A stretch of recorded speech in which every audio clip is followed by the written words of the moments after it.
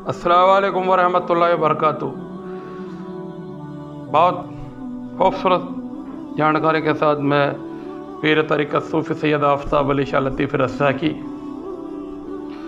किसी पे भी बहतान लगाना आसान होता है, इल्ज़ाम तराशी करना बड़ा आसान होता है। ख़ास तौर से जिनाकारी के मामले में लोग बड़ी आसानी से क्या डाल दें, फलाना फलां से लगा हुआ है, फलानी फलां से लगी हुई है।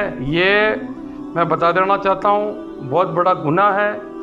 किसी पे भी बहतान लगाना वाजिब नहीं है। हमारे पास एक फ़ोन कॉल आई थी जिसमें एक जनाब ने कहा था कि उसके औरतों के ऊपर बहतान लगाने के मसले के अंदर आप कोई क्लिप तैयार करें। इस क्लिप को हम तैयार कर रहे हैं। बहतान लगाना बहुत बड़ा गुनाह है। बहतान ख़ास तौर से जिनाकारी में बहतान लगाने की सज़ा कुछ ऐसी है कि 80 कोड़े प्लस क़यामत तक जो व्यक्ति झूठा बहतान लगा रहा है, और बहतान अगर वो वाजिब सच भी लगा रहा है, और अगर उस सच बहतान के भी अगर उसके पास अगर 4 गवाह नहीं हैं तो वो झूठा माना जाएगा। बहतान लगाने वाले की सज़ा 80 कोड़े प्लस हमेशा हमेशा तक उसकी गवाही नहीं मानी जाएगी, और प्लस उसको आग में डाला जाएगा। ये बहतान लगाने की सज़ा है। अब चाहे एक औरत किसी मर्द पे बहतान लगा दे कि फला शख्स फला औरत से लगा हुआ है, या कोई मर्द किसी पाकीज़ा पाक दामन औरत पे बहतान लगा दे कि फला औरत फलाने से खाती पीती है या लगी हुई है या उसके साथ में उसके नाजायज़ ताल्लुकात हैं, ये गुनाह अजीम है। इसी के चलते एक बड़ी खूबसूरत दास्तान छोटी सी मैं आपको सुना देना चाहता हूँ। ये भी मैंने ढूंढा के तैयार करी है इसको, कि एक दफ़ा एक कोई खातून थी तो उसका इंतकाल हो गया। दिखने में बड़ी खूबसूरत थी, समझदार थी, नेक थी। उसका जब इंतकाल हुआ तो उसको गुस्ल उतारने के लिए कुछ औरतें उसके पास गई। इंतकाल के बाद जब जो गुस्ल दिया जाता है तो गुस्ल के लिए औरतें पास गई, तो एक औरत ने गुस्ल उतारते समय उसकी जांघ पे हाथ रखते हुए रान पे ये कह डाला कि ये औरत फला शख्स से इसके नाजायज़ ताल्लुकात थे, उससे लगी हुई थी। तो बाकियों ने कहा कि ऐसे कैसे बोल रही है भाई, तुझे क्या मालूम? नहीं, मुझे मालूम है कि उसका इतना कहना था कि उसका जो हाथ था वो उसकी जंघा पे ही चिपक गया, वहीं जाम हो गया हाथ। उसने बहुत कोशिश करी, बाहर लोगों को बताया गया कि इसने जैसे ऐसे बोला और हाथ चिपक गया।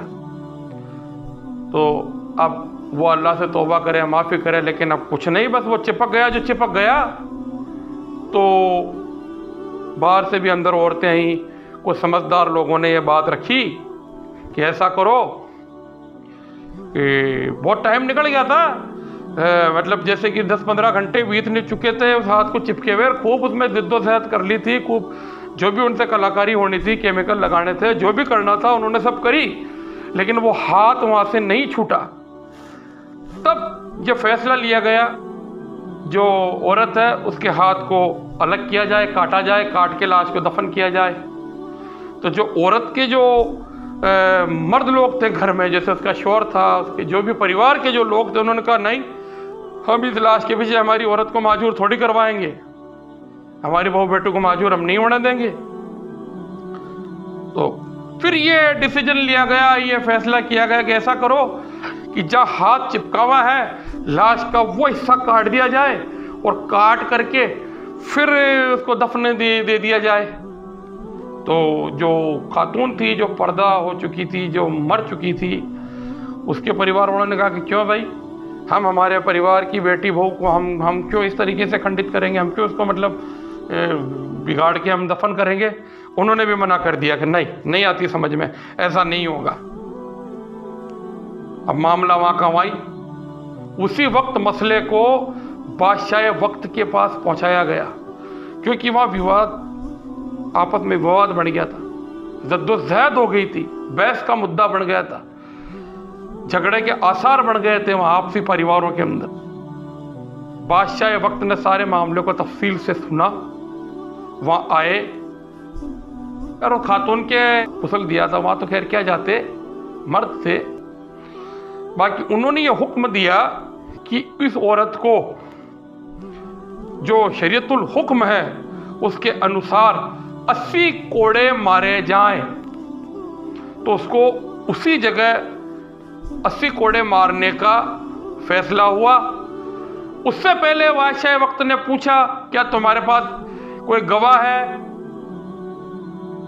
क्या तुम साबित कर सकती हो कि इसके ताल्लुकात थे? कि नहीं। क्या कोई 4 गवाह है? कि नहीं। तो तुमने देखा? कि नहीं। क्या तुम्हें पता है? कि नहीं। तुमने किसी के मुंह से सुना? कि नहीं। कभी इसने तुमसे जिक्र किया कि मैं फलां से मेरे ताल्लुकात है? कि नहीं। तो फिर तुमने तो बहतान लगा दिया, और बहतान की सजा 80 कोड़े मारे जाए। सीधी सी बात, ये फैसला वो पहले दे चुके थे। जब उस खातून को वहीं खींच के 80 कोड़े जब मारे गए तो हाथों हाथ वहां से अलग हो गया, छूट गया। और फिर उसका दफन हुआ। उसकी पाकीज़गी पे जो उंगली उठी थी वो पाकीज़गी उसकी मौजूद रही, बरकरार रही। वहाँ पे उसके ऊपर उंगली, अल्लाह ताला ने उसके ऊपर उंगली नहीं उठने दी। ईमान को मजबूत रखते हैं उनके लिए, जो औरतें अपने ईमान पे कायम रहती है, जो मर्द अपने ईमान पे कायम रहते हैं, अपने ईमान को डगमगाने नहीं देती हैं, उनके लिए है। तो मेरे भाइयों, अपने ईमान पे कायम रहें और किसी पे बहतान न लगाए बहुत सोच समझ के बात करें, क्योंकि ये छोटी सा मसला नहीं है। किसी की ज़िंदगी पे, किसी की इज्जत पे उंगली उठ जाती है। पहला तो बात करें ही नहीं, क्योंकि पहले तो शरीयत में गिबत करना वैसे ही गुनाह है। गिबत की तो वैसे ही जगह नहीं है शरीयत के अंदर, बिल्कुल तरीकत में भी नहीं है। सूफीज़म में कहीं भी गिबत करने की तो इजाज़त है ही नहीं। पहली बात तो ये। दूसरा मसला ये आता है कि आदमी सिर्फ जबान से निकाल देता है और किसी की इज्जत पे बढ़ जाती, ज़िंदगी पे बढ़ जाती। ये गलत है। तो मेरे इस चैनल को देखने वालों, आप सभी लोगों से गुजारिश है कि थोड़ा ख्याल रखें। जो भी मेरी बात सुन रहे हैं, जहाँ भी मेरी बात पहुँच रही है, सबसे मेरी गुजारिश है कि कभी किसी पे इस तरीके से बहतान न लगाए, किसी के ज़िनाकारी को लेकर के किसी पे उंगली ना उठाएं। अगर कोई कर भी रहा तो वो जाने, उसकी कब्र जाने। किसी के बारे में बहतान लगाना बहुत बड़ा गुनाह है। अपने को किसी की बात नहीं करनी चाहिए। और ये सब चीज़ें पीरों के दरमिया, पीरों के बीच में जब इंसान रहता है, पीरों के टच में रहता है, तो ये चीज़ें पीरों के बीच में चलती है। पीर इस चीज़ को अपने मुरीदों को सिखाते हैं कि उसको ज़िंदगी पीर मुरीद को कैसे जीनी है, या मुरीदा को कैसे जीनी है। लोग सूफीज़म से बहुत दूर रहते हैं, ये चीज़ें पीर बताते हैं और पीरों से दूर रहते हैं। ऐसा नहीं है।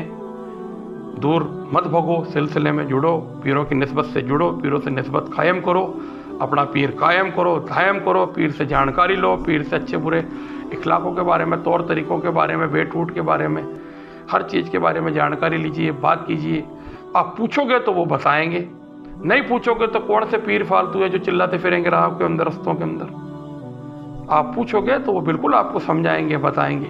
क्योंकि किसी ने खूब कहा है कि जो पंखे के नीचे ज़्यादा बैठता उसको हवा ज़्यादा लगती है, और जो पंखे से साइड में बैठता तो उसको हवा नहीं लगती है। तो जो पीर के ज़्यादा टच में रहता उसे फैज मिलेगा, जो नहीं रहता उसे नहीं मिलेगा।